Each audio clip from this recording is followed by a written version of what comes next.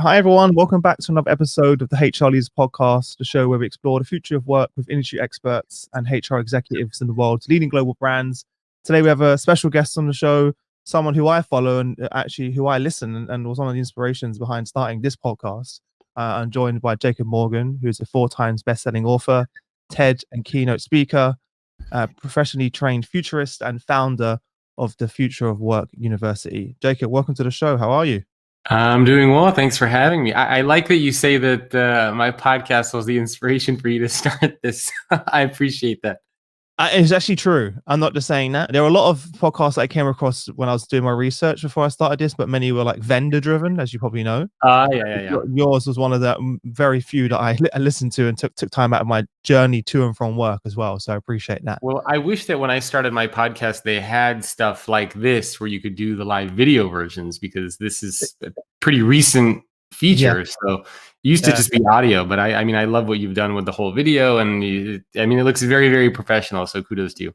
Thanks, man. I appreciate it. Before we jump in, tell everyone just sort of a bit about yourself personally and sort of your background experience and sort of journey to where we are now. My name is Jacob, as you mentioned, and I've been in this space kind of working for myself for around 15 years. And my journey started because I really wanted to work for another organization. I wanted to work full-time for another company. And so after I graduated college, the first job that I took was for a technology company in Southern California. And when I applied and interviewed there, they told me that I'd be doing all these amazing and wonderful things and traveling the country, meeting with entrepreneurs. And so I took the job. I was very excited for it. And a couple months in, I was stuck doing data entry and cold calling and PowerPoint presentations. Meanwhile, I had a dual degree in business management, economics, and psychology. I graduated with honors. I mean, I worked my ass off. And here I was doing PowerPoint presentations. And I had a 3-hour daily commute for this job. Oh, wow. And the key moment was when one day a senior executive came out of his beautiful corner office in downtown Los Angeles. And he says, "Jacob, I got a really important project for you." And, I got very excited and I said, "Okay, what is it?" And I thought this was the moment. Like, I paid my dues. Something great's going to happen. And so I run over to the CEO and he takes out his wallet.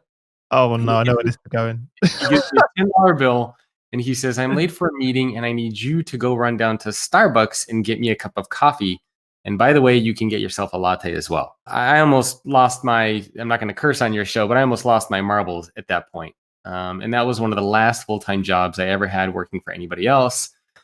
And ever since then, I've been passionate trying to figure out, how do we make organizations not suck? I had terrible experiences working for other people. I wanted to make sure that other people don't have these same experiences. And that's what I've been doing ever since. Love it. It's funny how it took that experience for you to do what you do to drive where you are now. Unfortunately, those things are still happening. I have had similar experiences in my previous role before this, and that wasn't too long ago.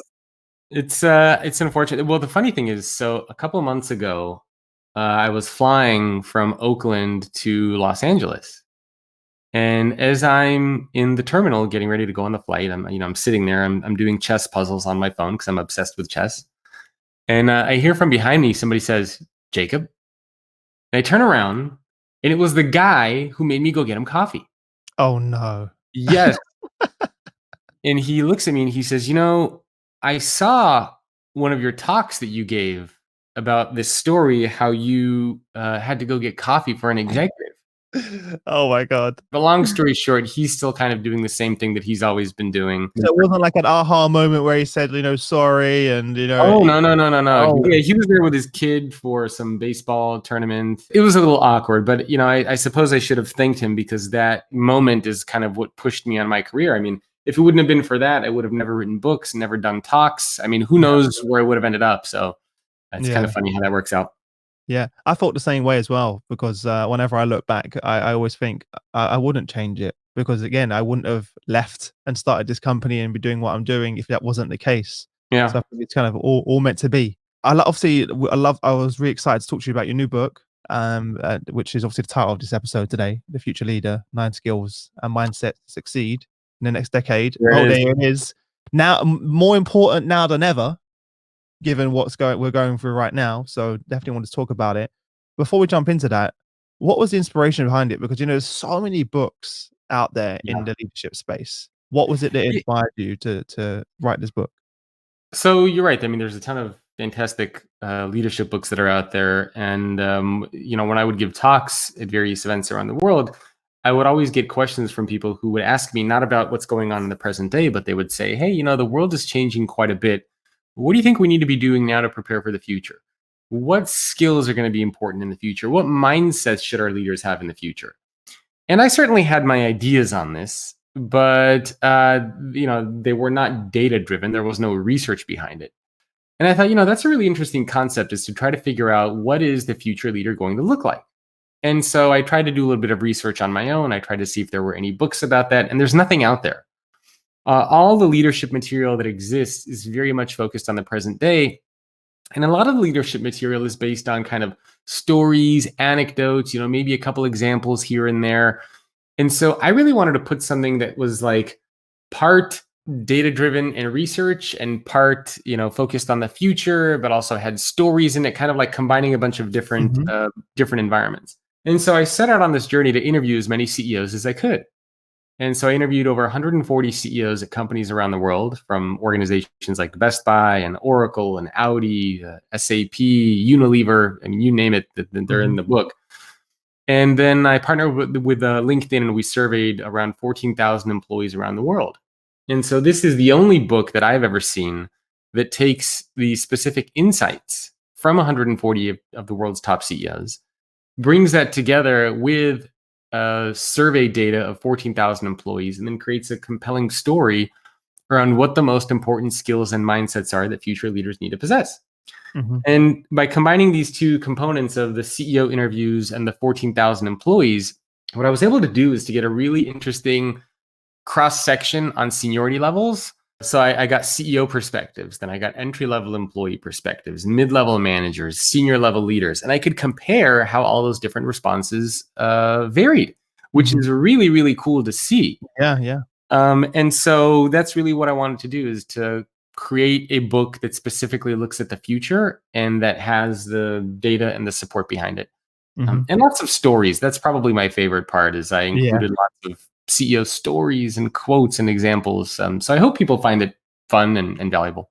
Well, I love that. Or especially in the space that we operate or I or you as well in a HR space is becoming more and more now data driven. So it's great that you've combined both Yeah. in, into one book, which I Yeah. haven't seen many, by the way, and that is something that stood out to me as well. So let's jump straight in, and I don't know if this is going to change given the current events, the global events right now, but how has the leadership changed, and why is it changing? One of the big questions that I asked all these 140 CEOs is, I said, will the leader of 2030 be that different than the leader of today? And if so, how?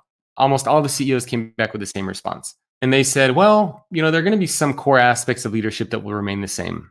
Things like being able to set a vision, things like being able to execute on strategy. Those are going to be important. They've always been important. They will always be important. But what these CEOs also told me is that what's going to be required is an arsenal of new skills and mindsets for leaders to be able to succeed and thrive in the future. And when I asked them, okay, well, why? They identified 6 trends that are greatly shaping future leaders. And these are things like shortage of talent, globalization, diversity and inclusion, just the changing demographics, ethics and transparency, AI and technology. And all of this comes down to the fact that our businesses are going to look fundamentally different in 10 years than they do now. I mean, we already see, even through this pandemic, a lot of businesses are shuttering their doors. A lot of them are having to rethink their business models. You can imagine in the next 10 years how much change we're going to see in the business world. And because we're going to see so much change in our businesses, we are going to need a new type of leader to lead those businesses. And that is pretty much what all of these CEOs have identified, is that our companies will look different. Our world is going to look different in 10 years, which means that we need a new type of leader over the next 10 years. And that's exactly what I shared in the book. Mhm. Have those leaders themselves, how do they how are they preparing? Because things are moving so quickly. If you think Oh, about yeah. how fast digital transformation has accelerated in so many companies now, given what's going on. So there are a few things. I mean, I had a couple CEOs who would joke around with me, and I would say, And I asked them, I said, have you thought about what skills and mindsets you're going to need over the next decade? And some of these CEOs were like, yeah, I need to work on my golf game. Because a lot of I'm these not CEOs, surprised by that response. there's quite a few of them who are in the process of retiring, or they've already announced that they're going to be stepping down into chairman roles, and somebody else is going to be filling their spots. So a couple of them made those types of cheeky jokes. But there were a couple of mindsets and skills that they all identified as being most crucial. And I talk about these in the book as the notable 9. So there's 4 mindsets and 5 skills. Some of the important mindsets, for example, are like the mindset of the explorer, which is curiosity. It's about having humility and vulnerability. It's about taking risks. So that's a very important mindset to have. Having a growth mindset is a part of that as well. So viewing challenges that come your way not as things that are permanent, but as obstacles that you need to overcome. So those types of mindsets are very, very important.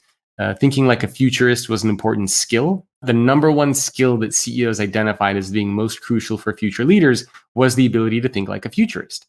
Really? And What does thinking, that mean, though? Could you break that down? What does it mean, thinking like a futurist? Because we hear yeah, that word thrown out there quite a lot. well, first of all, a lot of people don't realize this, but a lot of people call themselves futurists, but I hear for that a lot on LinkedIn. yeah, and this is Yeah. actually something that you can study. So, like, I received my professional certification in foresight from the University of Houston, and being a futurist, there is a very specific set of tools that you are taught how to think, how to envision the future. It's a curriculum, just like any other curriculum, like marketing or sales, for example. And specifically thinking like a futurist means that you think in terms of possibilities and scenarios instead of picking one path. Now, oftentimes the challenge for leaders is they will pick one path and they will go down that path, oftentimes at all costs. They made the decision and they kind of just go down that path and they assume that, that's the path we chose, that's where we're going to go. Thinking like a futurist means that you basically try to look down several paths at the same time. Okay. And then you see which path makes the most amount of sense. The best analogy I can give you is kind of like thinking like you're playing a game of chess. So the big difference between an amateur player and a stronger player is that an amateur player typically just sees the board and they think in terms of moves. They think like, I'm going to move my pawn. I'm going to move my knight. That's how an amateur player thinks. A more professional player thinks in terms of like, okay, well, I could move my pawn. And if I move my pawn, my opponent might move their bishop. And if they move their bishop, then I might move my queen. So you're thinking in terms of like decision trees and possibilities instead of just like one path and going down it. Yeah. And that's a really important skill and mindset for leaders to have because things change so quickly. You need to constantly be asking yourself, well, what if this doesn't happen? What if this does happen? Why might this happen? Of us have had to do a lot of that recently. Yeah, exactly. Myself personally, that's something I've struggled with. I was like, do I make a quick if I don't make a quick decision now, is it going to backfire? Or do I take the time to assess each scenario and each route that we can go down? And I actually ended up sort of taking a step back and I was like, actually, let me not make a rash decision. Let's assess the different scenarios. And actually, that worked out pretty well for us. The important thing here is people think that futurists predict the future, but that's not true. So the goal behind all of this is to help make sure that you're not surprised by what the future might bring. So that's how you need to think in terms of the way that you make decisions. How can I think so that I won't be surprised by what the future might bring? Well, I love just that question on its own. So next time I'm in that scenario, to ask myself those questions. Yeah. And that's where we can be very in control of it as well. So I can see how that can become a very important skill when making decisions, just to take a moment, ask yourselves those questions, play out the scenarios, then make a decision. So yeah, and the other thing that you were asking around, like the speed of change, I asked that question to a lot of the CEOs as well, and that's actually one of the big, another big trend and a big challenge for CEOs is the pace of change. And I asked them, I said, how do you deal with this? And they said, by embracing that this is the new normal. That's the big mindset shift that a lot of these CEOs are having. There's some leaders that you talk to and they say, oh my goodness, things are going so quickly, we can't keep up. It's like this whole new world. And there are other leaders that you talk to and they say, well, this is the new world. So I understand that I won't know everything. I understand that I can't keep up with everything. This is the new world that we're a part of. This is the new reality. Things are going to get quicker and we just accept and embrace that. And we do our best to try to adapt as we can. What are some of the sort of practical things that leaders can do now to prepare themselves? So first, I would recommend every leader themselves and for their teams master these specific mindsets and skills that I talk about. And some of the other ones, by the way, include things like emotional intelligence with empathy and self-awareness. They include things like being tech savvy and digitally fluent. They include things like coaching and mentoring, engaging, inspiring others. So there's like a whole list of these skills and mindsets that I think step one, leaders need to master themselves first. And the kind of the visual that I always want to encourage leaders to think about is this visual of a lighthouse. If you see kind of the cover of the book, the cover of the book is a lighthouse. And I struggled for a long time to figure out what should this cover be. And the reason why this image of a lighthouse is so important is because leaders need to build themselves up to become this lighthouse. But a lighthouse without ships in the water is useless. So it's really important for leaders to understand that if they build themselves up by learning these skills and mindsets, that if there are no ships in the water that they are guiding, then their purpose, their meaning is useless. So leaders need to remember that as they go down this journey of becoming a future-ready leader, it's their responsibility to also help guide others along the way as well. Kind of the simplest thing that I always encourage leaders to do, think of what you can do every day to be 1% better than you were the day before. And if you can improve by 1% a day, then by the end of the year, you will be 37 times better. So 1% a day is not a lot, right? I'm not asking for some kind of like crazy thing here. You spend 10 minutes a day listening to a podcast, watching a TED Talk to kind of, practice that curiosity, learning something new. It means when you have a coworker or a peer who runs into your office and they're freaking out about something, instead of making an impulsive decision and responding to them, you take a couple of seconds. You try to put yourself in their shoes, understand their perspective, and then respond. It means that you go up to one of your team members or your coworkers and peers and say, hey, you know what? I just want to tell you that I really appreciate the work that you're doing today. And it's meaningful. It's not going unrecognized, right? Little things that you can do every day so that you can be 1% better. If leaders can focus on doing that every day, I think they're going to find by the end of the year, they're a completely different type of person and a completely different type of leader. But there's an assessment that people can take. They can go to futureleadersurvey.com, and it'll ask you a series of questions that will then tell you which skills and mindsets, where you are kind of in the spectrum, like what score you get. So that's always helpful too. And have open conversations with your peers, those who work with and for you. Have very open and candid conversations around where they think your strengths are, where they think your weaknesses are. Perhaps the most surprising finding from this book was that when leaders had to evaluate themselves on how well they're practicing these skills and mindsets today, a lot of the leaders said, hey, you know what, we're doing a pretty good job. And when other people had to evaluate their leaders and they had to respond basically, how well do you think your leaders are practicing these skills and mindsets? Then all of them said our leaders are doing a terrible job. So it just goes to show that leaders are oftentimes very disconnected from the organization. They think they're doing a pretty good job, but those who work for these leaders think they're doing a terrible job. And that's because there's a huge disconnect.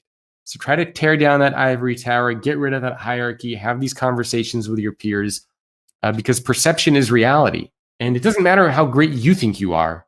If those around you don't think you're that great, then you're not that great. Yeah. I remember when I first had my first review and I got the feedback from my team, I was pretty shocked to hear it. I think everyone probably who's been a manager has gone through that at some point as well. It was my first ever feedback review. And I was like, really? And I was like, no, they must all be wrong. Like, this can't be true. And it's not easy to hear, but I think as soon as you embrace it and you don't wait for your annual review to have that conversation, it should be an ongoing conversation. Yeah. And you should be comfortable to share and be open. It just really completely changes the dynamic of the relationship. Yeah. And, it's crazy that, during these pandemic times, a lot of the conversations, we've actually moved away from talking about AI and technology and replacing jobs to the importance of humanity and empathy. And all these stories of technology and automation have been replaced by CEOs who are making commitments that they won't lay off their employees. Like they've been replaced by human stories. And I think that really goes to show, and this is something that I hope we don't forget, that business is still fundamentally driven by people, by human beings. And one of the most important things that you as a leader can do and can be is be a human leader, right? Be a human being, be a good person. Yeah. That is very, very important, especially now.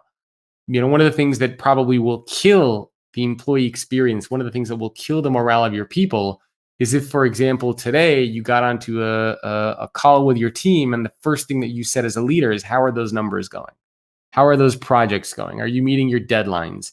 Instead of are you safe? How is your family doing? Are you guys okay? Are you being taken care of? Is there anything that I can do? So leaders need to remember that oftentimes they need to be good people first and then focus on being good organizational leaders second. Yeah, no, I completely agree. We're seeing it a lot, and as you said, and it's for the first time as well. A lot of employees are seeing their CEO or their leader in that light, especially when they're jumping on the Zoom call, they see their CEO or in their house, with their family in the background, and like all of a sudden, this big, it's like a big reveal of, oh, this is who my CEO is. This is who they are as a person. Yeah. It takes a pandemic for us to Yeah. actually, be vulnerable. A lot of what you do in the book is around storytelling. Could you share like your favorite story? There are two of my favorite stories. One of them is from David Novak. He is the former CEO of Yum Brands. And when David was the CEO of Yum Brands, he was responsible for over 1.5 million people, including their franchisees. That's crazy. So at the time, it was one of the world's largest organizations because Yum And Brands for is everyone listening, it's like Pizza Hut. Is it who else is it in part of the KFC. KFC, that's the one. Yes, Yeah. there are a couple of big franchise restaurant Mhm. brands that they own, and 1.5 million people is insane. I mean, that's crazy to imagine an organization that large. And so when I talked to David, he was sharing this story before he even joined Yum Brands of how he used to be an executive at Pepsi Cola. And he was in an operations role, and he was relatively new in his role in operations. He didn't know that much. He was, kind of trying to learn as he went. And so what he did, he assembled a team of 12 merchandisers in St. Louis. He got them around in a room, put them around a table and said, okay, I want to know who's the best merchandiser here. Who's the one that everybody looks up to? Who's the one that everybody admires and respects? Who do the customers love? And one by one, these 12 merchandisers would go around the table and they would all say, oh man, you got to talk to Bob. Bob is amazing. Bob is the best merchandiser. I've learned more from Bob in 3 days than I've learned after being here for 3 years. Customers love Bob, and you should see how he builds relationships. Everybody said these amazing things about Bob. Mhm. And then so David looks down the end of the table and he sees Bob is just weeping. He's just crying uncontrollably. And David goes over to him and he's like, Bob, what is going on? All these people are saying these amazing things about you. And Bob says, I've been at this company for 47 years and I am retiring in 2 weeks. And I never knew that anybody felt this way about me. That sort of hit David like a punch in the stomach. I mean, can you imagine somebody who's devoted most of his life for an organization and he was never recognized by his leaders and by his peers for the work that he was doing, even though he made such a huge impact. And so after that, David made sure he went on what I like to call a recognition crusade. And he started recognizing his employees at every company he's ever been at. And he did it in a really cool way. So when he was the president of Pizza Hut, first, I guess he was the president of KFC. And whenever an employee did a great job, he would give them a rubber chicken because, KFC, chicken, rubber chicken. Mhm. He would number the chicken, what number it was. And he would write down what the employee did to deserve it. He would take a picture with himself and the chicken. And he would give the employee a $100 gift card. Because as David told me, you can't eat a rubber chicken. He had this culture of like just, doing these fun things. And when he became the president of Pizza Hut, he would do the same thing with these cheese hats.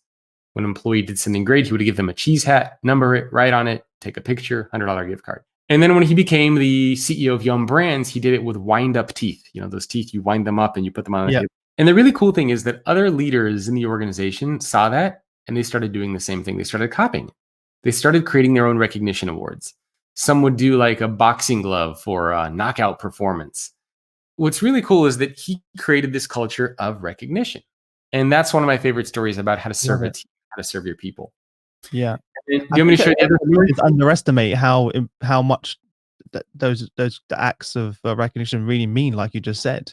Yes. And I remember when one of the leaders I had was really good. Is every time I would do a sale, it didn't matter how big or small it was, he would always come over and say, "Great job," and shake my hand.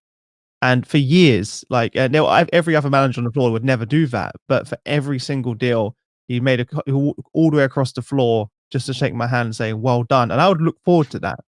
Like, I would be excited that I know that person's going to get an email saying Chris has got a deal, and I know the handshake's coming in and the well done. And it means so much. It makes a big difference. It makes a big difference, and a lot of people forget it. Yeah. You know, I talk about this when I talk about the servant mindset, and part of the servant mindset is being able to serve your team. The easiest ways that you can serve your team is simply by recognizing them for the hard work that they do. And that's what David did, and that's what all leaders need to do. Can I share one more story with you? Yeah, go for it. Yeah. So this one is from Cheryl Palmer, and I actually turned to the page in the book because she had this really great quote that I wanted to share with you. So Cheryl Palmer is the CEO of Taylor Morrison. It's a home building company. They have a couple thousand employees in the US.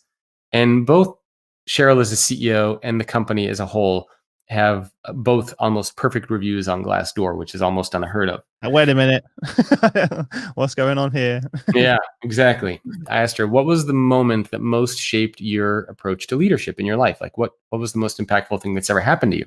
And she shared this story with me about how a couple years ago, she had to write 2 letters to her family and to her team. And the first letter that she wrote to her team was, I'll see you in 6 weeks. And the second letter was, carry on the legacy that we started. The whole thing was that she had a brain tumor and she had to have brain surgery, and she didn't know if she would make it out of the surgery. And so she wrote 2 letters. The I'll see you in 6 weeks letter was the one that she wanted her team to get if the surgery went well, and she would be back at work in 6 weeks. And the second letter, the carry on the legacy that we started, was the letter that she wanted her team to receive if she didn't make it back.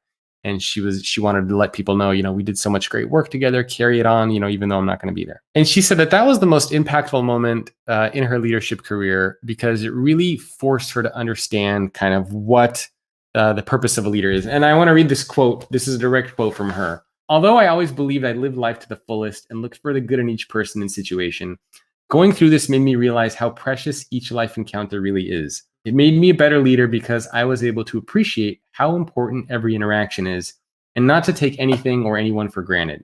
Many leaders go through their days fighting fires and not appreciating the golden rule of business. People work for people, not companies.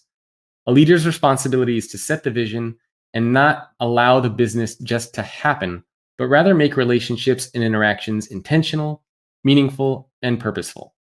Some may consider it really hard work, but being a leader is a choice. And if you decide that this is who you really are, there is no middle ground.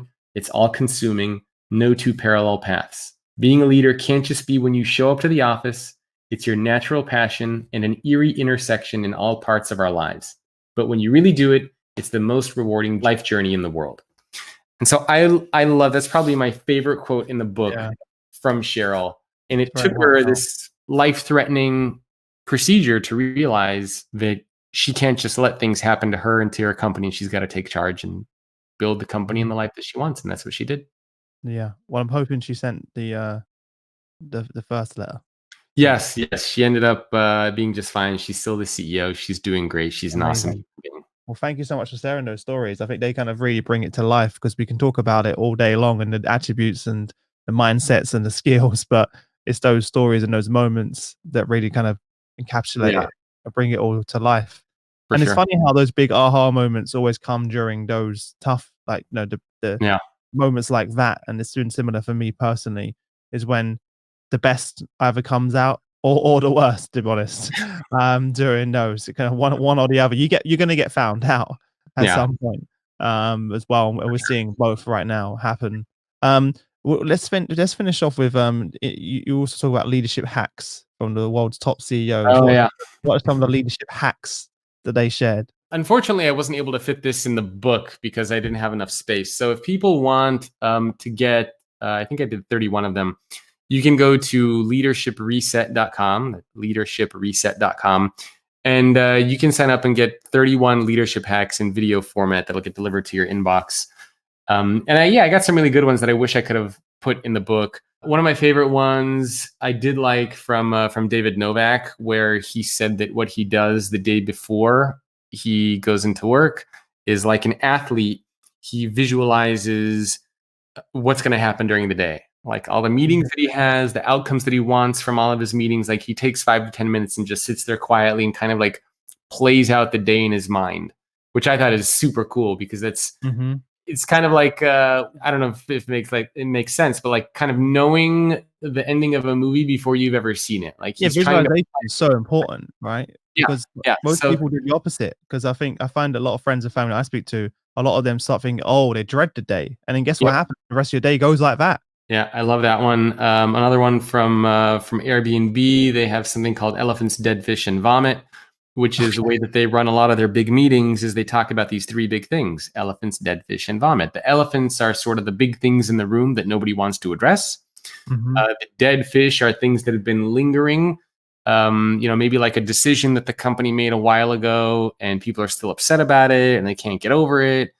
And then the vomit is just basically letting employees just vent about whatever it is that they want. So whenever they have a lot of these big all hands meetings, they always talk about, what are the elephants in the room? What are the dead fish? And then the vomit. Sounds gross, but it's a very interesting way to think about it. You remember it as well, right? It's like whenever you Yes. create those type of things, it's like it's got its own little brand. Oh, it Yeah. sounds quite grim, but you remember it. I'm gonna Yeah. remember that a week from now. So Yeah. You won't forget that for sure. So so those are some ones that I enjoyed. There were a couple others around like how to see things from the perspective of other employees to practice empathy. Barbara Humpton, the CEO of Siemens in the United States, told me that one of the things that she really believes in is sleeping before making a big decision and encouraging her team to sleep on something.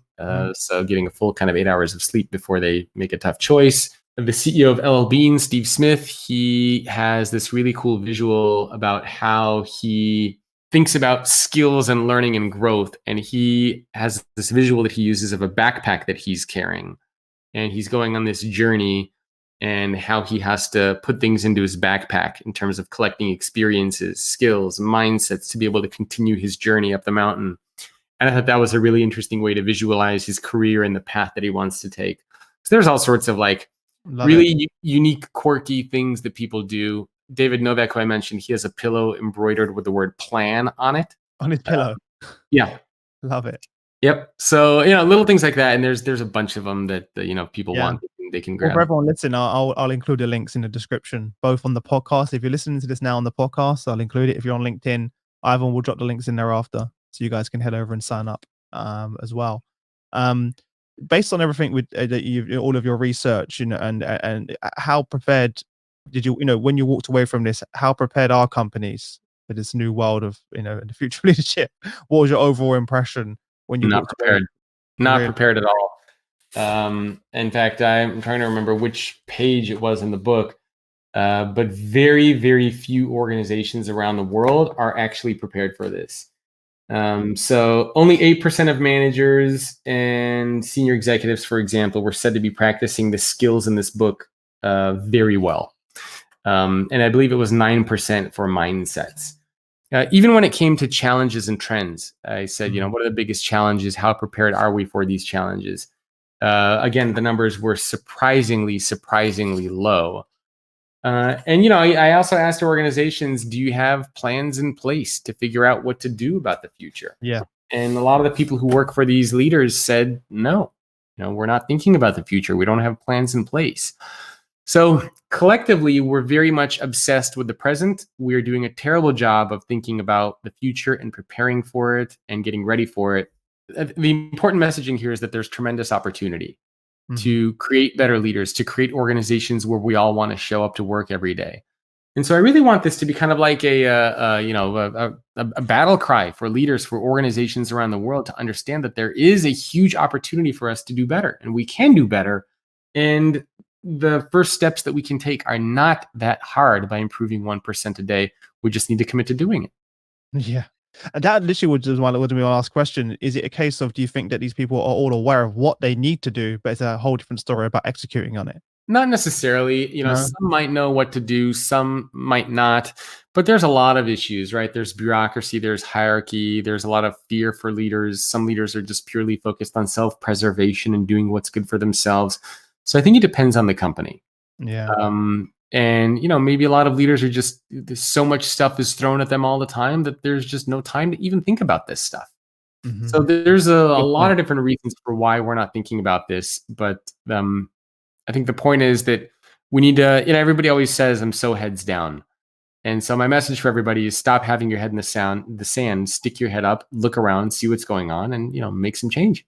Love it. Well, look, thanks so much. I'm so happy we managed to make this happen. And again, I'm not just saying, when I launched the podcast, I was like, there's going to be a day where Jacob's on the show. here we are. Visualized. It took longer than I expected, but here we are. And I appreciate all the work you're doing. And firstly, if there's one parting piece of advice, what would that be? Secondly, where's the best place for people to grab a copy of the book and connect with you?